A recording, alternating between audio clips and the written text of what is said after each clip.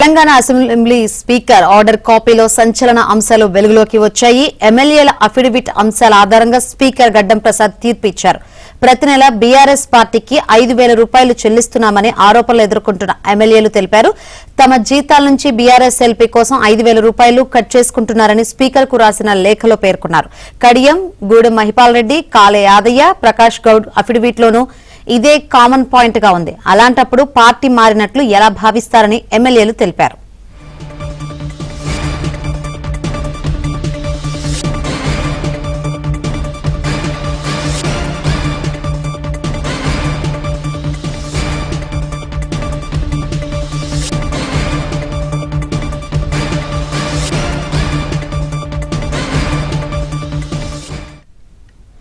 మరోవైపు తెలంగాణలో 5 ఫిరాయింపు ఎమ్మెల్యేల కేసులో జడ్జిమెంట్ పై సస్పెన్షన్ నెలకొంది. బుధవారం 5 ఫిరాయింపు ఎమ్మెల్యేలపై స్పీకర్ తీర్పిచ్చారు. స్పీకర్ నోటీసులకు కడియం శ్రీహరి బుధవారం రాత్రి వివరణ ఇచ్చారు. అటు కడియం సమాధానంపై ఈరోజు కౌంటర్ దాఖలు చేయాలని పిటిషనర్ వివేకానంద గౌడ్ కు స్పీకర్ నోటీసులు ఇచ్చారు. ఈ రోజుతో సుప్రీంకోర్టు గడువు కూడా ముగినుంది. 10 మందిలో 5 ఎమ్మెల్యేలపై విచారణ జరిపి తీర్పు ఇచ్చామని స్పీకర్ తరపున న్యాయవాదులు చెప్పనున్నారు. మరో 5 ఎమ్మెల్యేల అంశంలో సైతం త్వరలో నిర్ణయం తీసుకుంటామని తెలపనున్నారు. 5 ఎమ్మెల్యేల కేసులో ఒకేసారి జడ్జిమెంట్ ఇద్దామనే ఆలోచనలో స్పీకర్ ఉన్నట్లు తెలుస్తోంది.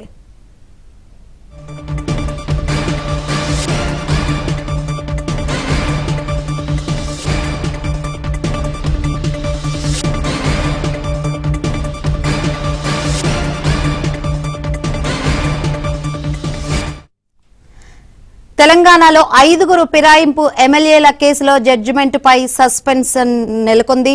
మరోవైపు సుప్రీంకోర్టు గడువు కూడా ముగినుంది. మరి ఏం జరుగుతుందేంటో తెలుసుకుందాం. మరిన్ని వివరాలు అందించేందుకు మా ప్రతినిధి సిద్ధంగా ఉన్నారు. ఏంటి మీ దగ్గర ఉన్న అప్డేట్స్? 10 మంది ఫిరాయింపు ఎమ్మెల్యేల అంశంలో 5 ఎమ్మెల్యేల పైన జడ్జిమెంట్ ఇచ్చారు. వాళ్ళు పార్టీ మారారని అనుకోవడానికి తగిన ఆధారాలు లేనందున వాళ్ళు బీఆర్ఎస్ పార్టీ ఎమ్మెల్యేలుగానే పరిగణించబడతారని స్పీకర్ బుధవారం స్పష్టం చేశారు.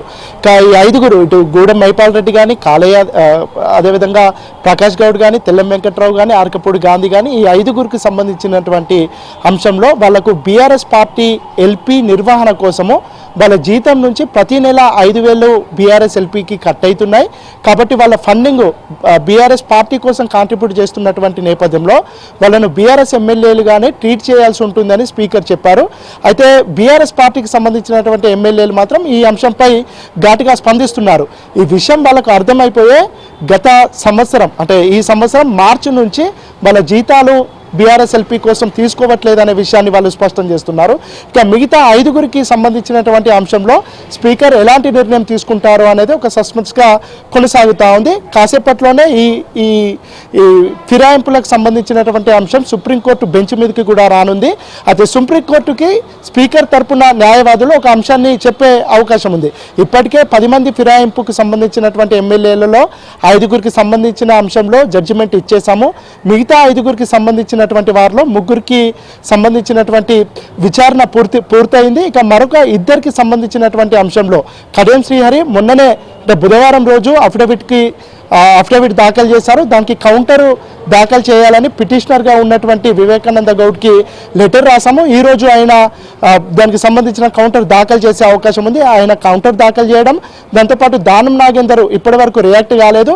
ఆయనకు మరికొంత సమయం ఇవ్వాలా, లేదంటే స్పీకర్కు ఉన్నటువంటి డిస్క్రియేషన్ పవర్తోని ఆయన పైన చర్యలు తీసుకుంటారా అని తేలాల్సి ఉంది.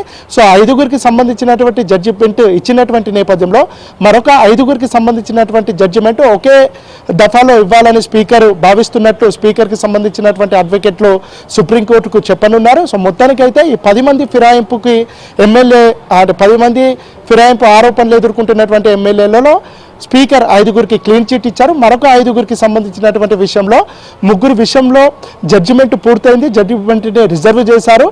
మరొక 2 సంబంధించినటువంటి విషయంలో దానం నాగేందర్ ఇప్పటి వరకు అఫిడవిట్ దాఖలు చేయలేదు. దాఖలు చేసినటువంటి కడియం శ్రీహరి మొన్ననే అఫిడవిట్ దాఖలు చేసినటువంటి నేపథ్యంలో దానికి రిప్లై ఇవ్వాల్సిందిగా పిటిషనర్కి స్పీకర్ ఆయనకు నోటీసులు కూడా సర్వ్ చేశారు. ఆయన ఈ రోజుతోనే ఆయనకి ఇచ్చినటువంటి సమయం ముగిసిపోతుంది. ఈరోజు ఆయన అఫిడవిట్ అంటే కౌంటర్ దాఖలు చేసే అవకాశం ఉంది. ఇక దానం నాగేందర్ విషయంలో స్పీకర్ ఎలాంటి నిర్ణయం తీసుకుంటారో చూడాలి. మొత్తానికి అయితే సుప్రీంకోర్టుకి అయితే ఇదైతే ప్రాసెస్లో ఉంది.